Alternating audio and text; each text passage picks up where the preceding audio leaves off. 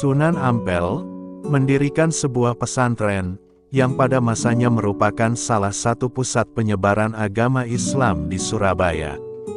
Beliau mempunyai banyak murid, di antaranya adalah Mbah Soleh.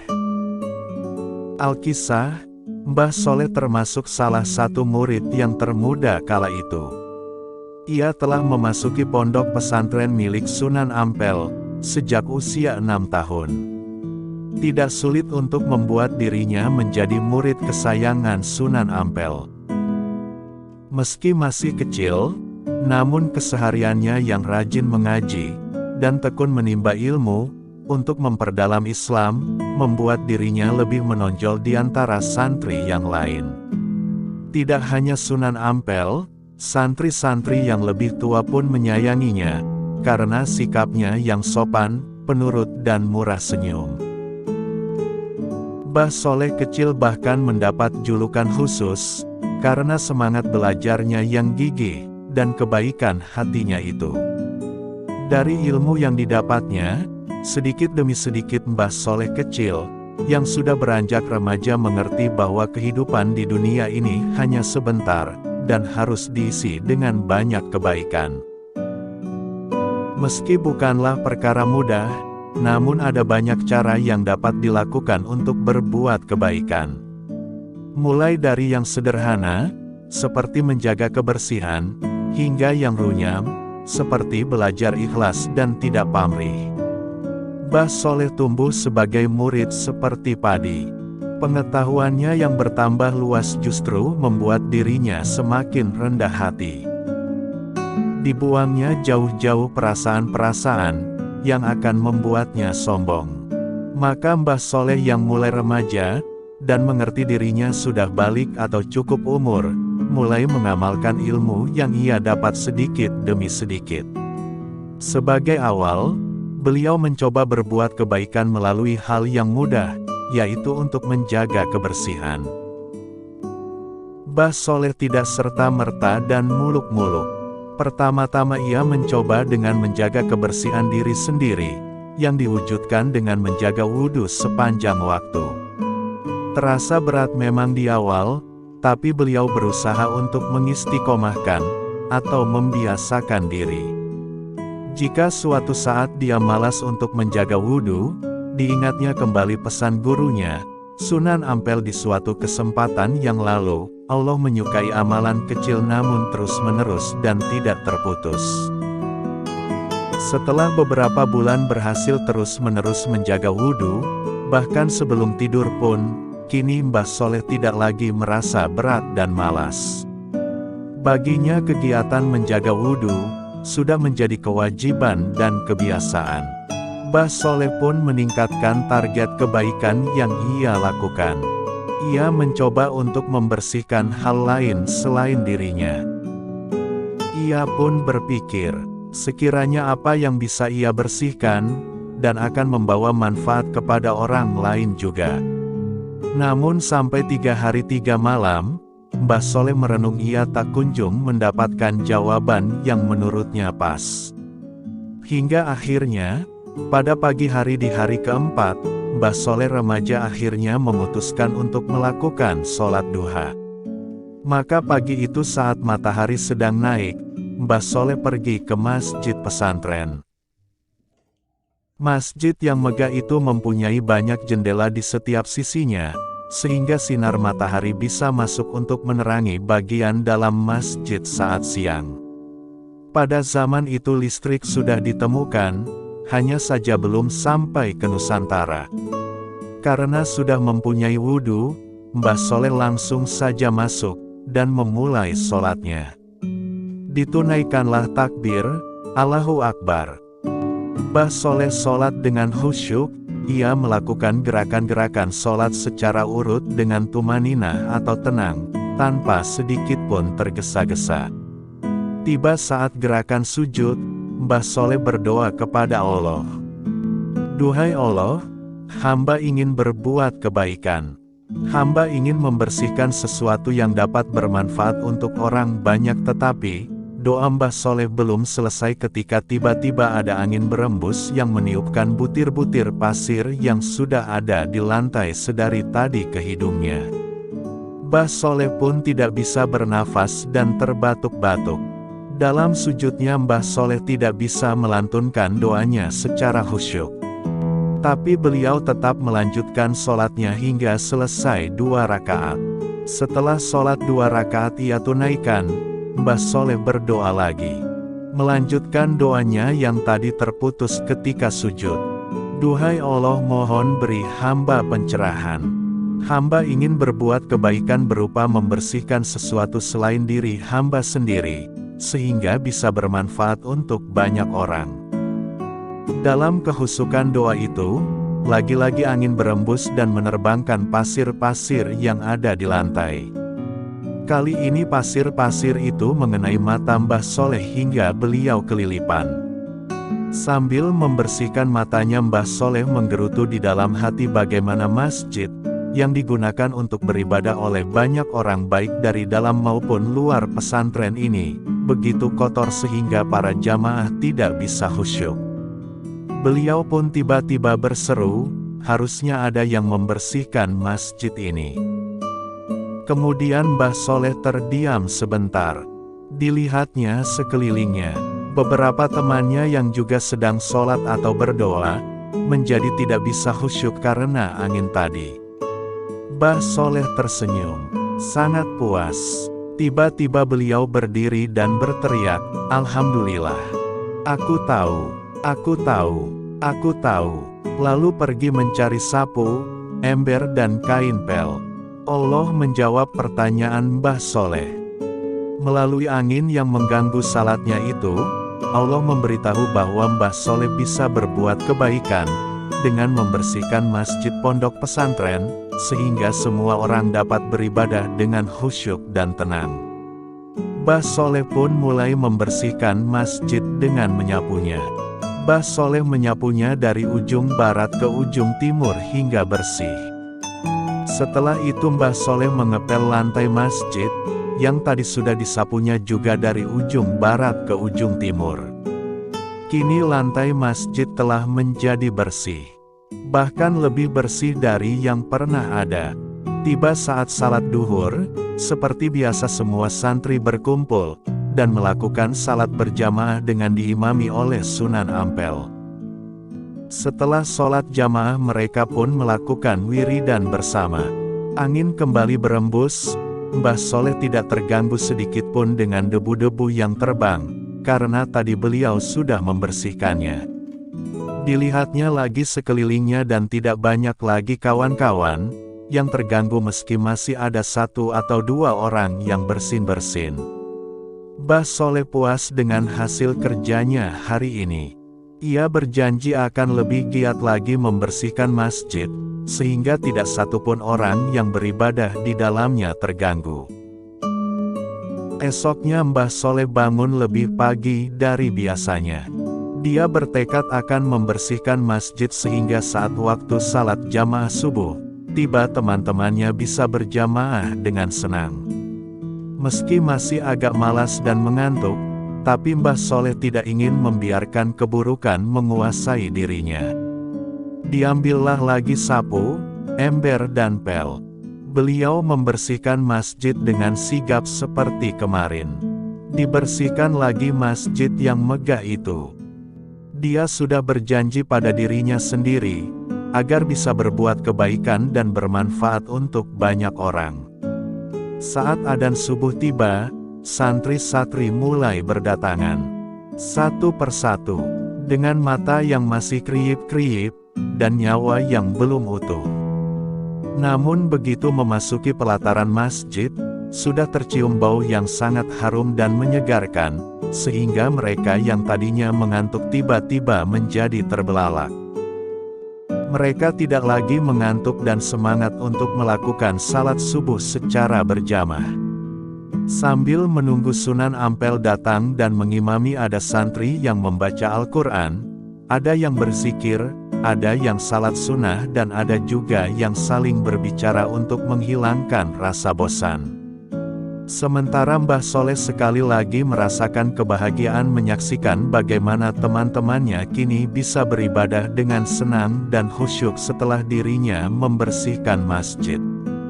Tak lama Sunan Ampel pun datang.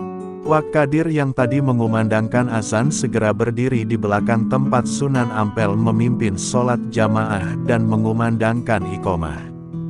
Salat berjamaah pun dimulai. Seperti biasa, setelah selesai Sunan Ampel memberikan sedikit ceramah kepada santri-santrinya itu. Assalamualaikum warahmatullahi wabarakatuh. Sunan Ampel membuka ceramahnya. Surahnya lantang dan menggangung serta sangat berwibawa. Waalaikumsalam warahmatullahi wabarakatuh. Santri-santri menjawabnya dengan bersamaan. Mirip seperti paduan suara. Gimana nak? Apa masih ngantuk? Tidak. Santri-santri jelas tidak berani jika menjawab tetap mengantuk. Lagi pula, memang hari ini hampir semua santri tidak mengantuk karena bau masjid yang harum. Saya mencium bau wangi di lantai tempat saya bersujud. Sunan Ampel melanjutkan perkataannya. Santri-santri terdiam lagi. Namun kini tidak ada lagi yang berani bersuara. Siapa yang telah membersihkannya? Sunan Ampel bertanya. Tidak ada satupun dari para santri yang menjawab. 1 menit, 2 menit, 3 menit, 10 menit berlalu. Para santri tetap diam meski saling menyenggol. Sunan Ampel baru akan membuka kitab, tiba-tiba Wak Kadir maju membisiki Sunan Ampel. Beliau hanya tersenyum, kemudian melanjutkan kembali mengajinya. Pagi itu, meski sempat gempar, namun santri-santri segera melupakan kejadian pagi itu. Meski itu merupakan kejadian baik dan bukan kejadian buruk, namun kesibukan santri-santri menenggelamkan peristiwa itu. Mereka larut dalam kegiatan masing-masing. Hingga 7 hari setelah kejadian itu dan para santri benar-benar melupakannya. Setelah subuh dan sebelum memulai ceramah paginya, Sunan Ampel bertanya, "Mana Soleh?" Santri-santri yang sudah siap mencatat materi ceramah menutup kembali buku mereka. Mereka saling bertatap, ada juga yang celingak-celinguk. Mereka semua mencari Mbah Soleh. Mbah Soleh yang merasa terpanggil segera berdiri sambil mengacungkan tangan kanan yang gemetaran. Ia takut telah melakukan kesalahan besar sehingga dipanggil di depan teman-temannya seperti ini. Sunan Ampel yang melihat Mbah Soleh ketakutan mengelus kepalanya. "Kenapa kamu kok ketakutan, Leh?" Mbah Soleh tetap menunduk. Ia diam dan tidak berani menjawab. "Aku memanggilmu bukan mau memarahi munduk." Mbah Soleh yang semula tertunduk mulai berani menatap Sunan Ampel secara langsung. Namun tetap saja dia tidak bisa berkata-kata.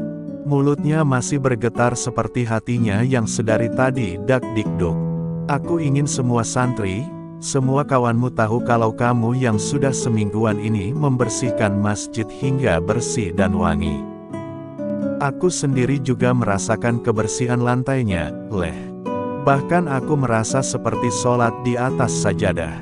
Mbah Soleh tertegun. Semua orang tertegun, kecuali Sunan Ampel. Tanpa babi bu, Mbah Soleh mencium tangan Sunan Ampel yang disambut dengan pelukan.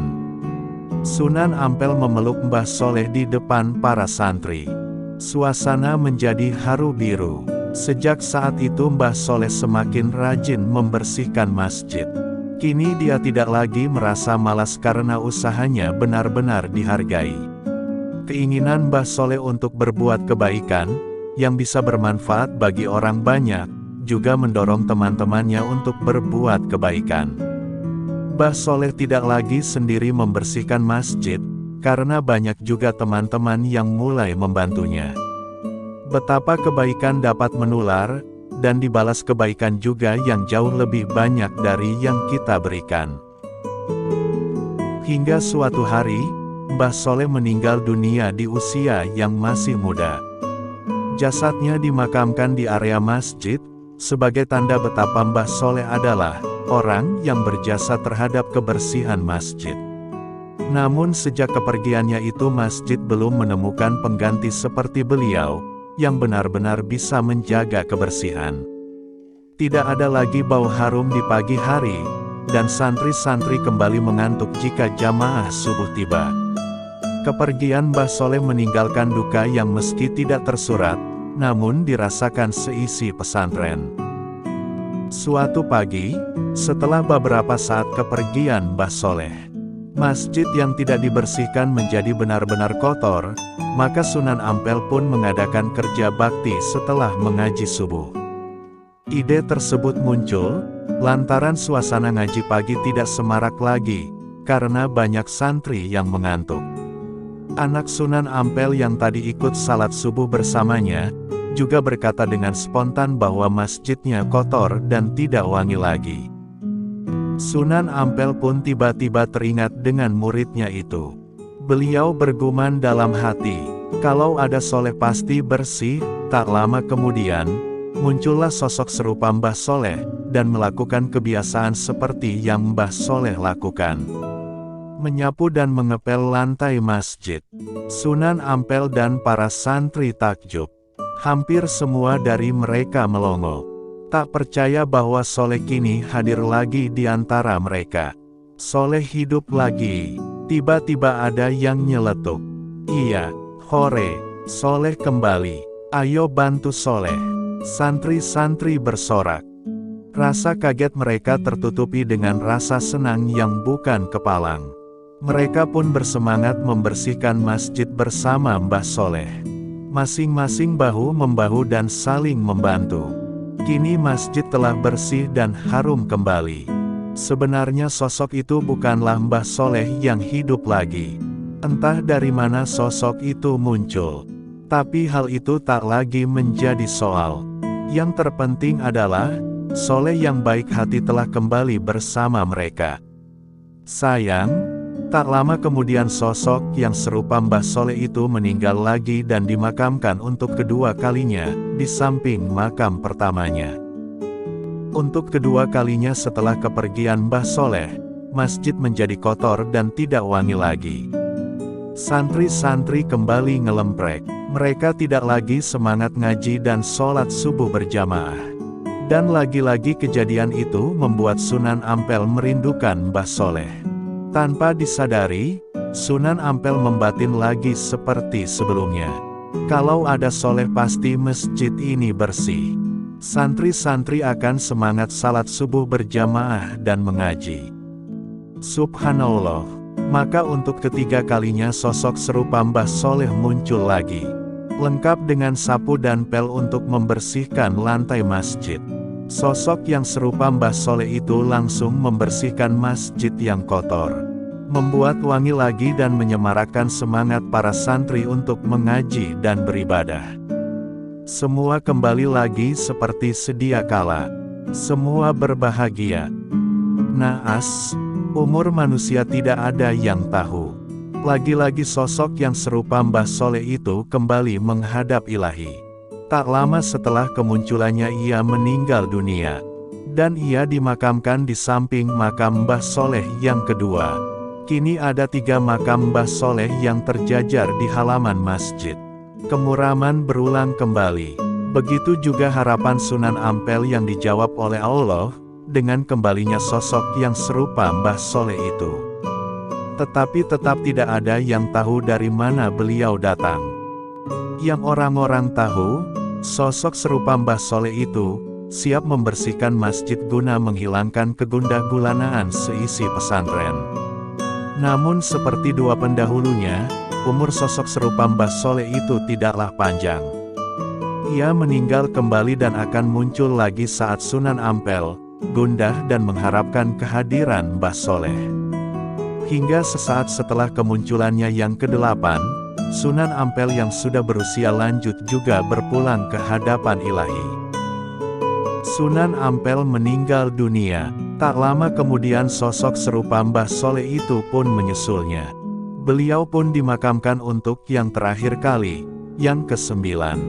Beliau tak lagi muncul meski masjid menjadi kembali kurang bersih. Meski para santri kembali suka mengantuk. Bersama dengan gurunya, beliau beristirahat keharibaan ilahi untuk selamanya. Begitulah cerita tentang Mbah Soleh. Ada banyak pelajaran yang bisa kita petik. Kebaikan pasti akan dibalas kebaikan, dan membuat kita dicintai oleh banyak orang. Jadi jangan menunda berbuat kebaikan ya.